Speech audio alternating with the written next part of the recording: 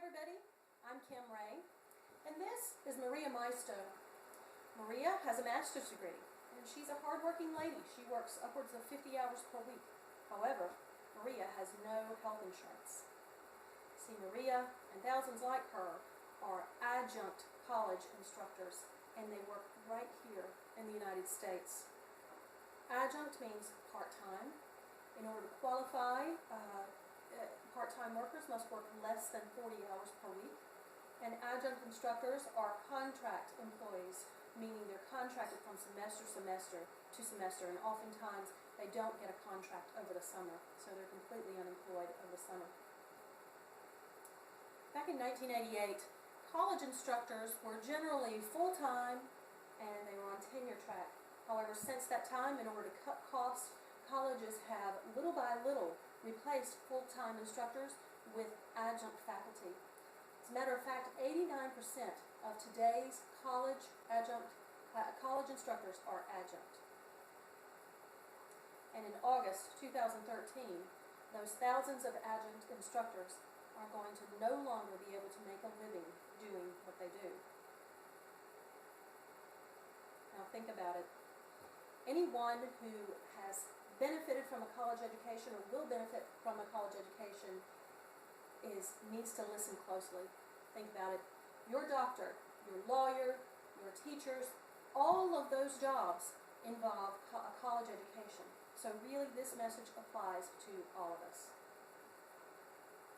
About a decade ago, the cost of healthcare and healthcare insurance started to rise, so much so that employers stopped insuring their employees, leaving millions of Americans completely uninsured.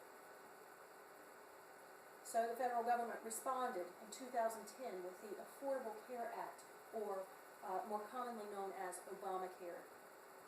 Reuters calls Obamacare the most significant government expansion and regulatory overhaul of the U.S. healthcare system since the passage of Medicaid and Medicare in 1965. As it stands today, companies with 50 or more employees must provide health insurance to all full-time employees. Now, full-time means roughly that those employees work roughly around 40 hours per week. The goal of Obamacare is to lower the minimum number of hours worked for full-time employees. So what is now 40 will be lowered to 30 hours per week.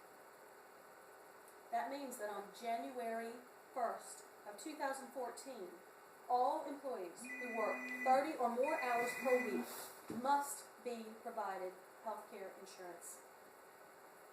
So, that's good news, right? More full-time employees means more insured Americans, right? Wrong.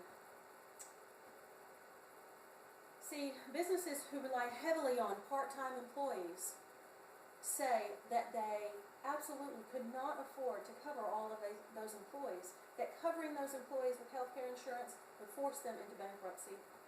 And colleges say that if they had to cover all of the health care expenses of their adjunct faculty, they would have to close the doors. Provost of University of Akron, Michael Sherman, says we cannot afford to increase the number of staff members who receive health benefits. We are focused on optimizing productivity and efficiency along with reducing costs. So to avoid paying healthcare costs, colleges and other institutions are reducing the hours of their current adjunct instructors. To make up the difference, they're hiring more uninsured adjunct instructors. Hadley Breck is an adjunct instructor who blogged, "I just don't know what to do. Getting paid $2,000 per class per semester, no more than 3 classes each semester. Lucky if I find one summer class. What can I do? I can't do this the rest of my life. Help." So, what's being done to save the jobs of these adjunct instructors?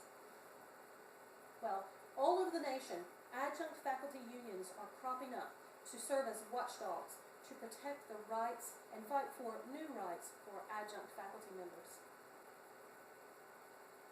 Now, what about the right-to-work states? Right-to-work states are states wherein organizations cannot force workers to join a union, and they cannot legally refuse to hire non-union workers.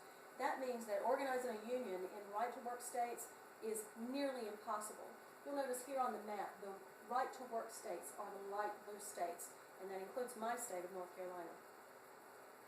Enter the new faculty majority. See, the new faculty majority is an adjunct advocacy group established in 2009 in Ohio. The new faculty majority serves, as I said, as a watchdog for union member adjunct faculty, and for non-union member adjunct faculty, they provide on-site advocacy, education, and litigation. What about employee fear? That's one of the biggest problems with the adjunct movement. Adjunct instructors are so afraid of losing what little job they have left.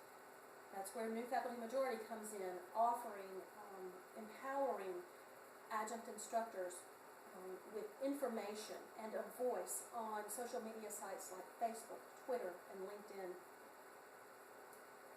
So, after all, when a significant number of college graduates like Maria Maisto, like me, maybe even you, can't get a promising job with health benefits and education, what are we to tell our students? How can we serve as role models for them if we can't get jobs and insurance benefits? To make your voice heard, go to www.newfacultymajority.info/equity or dial 202-630-2688 and make your voice heard. Thank you.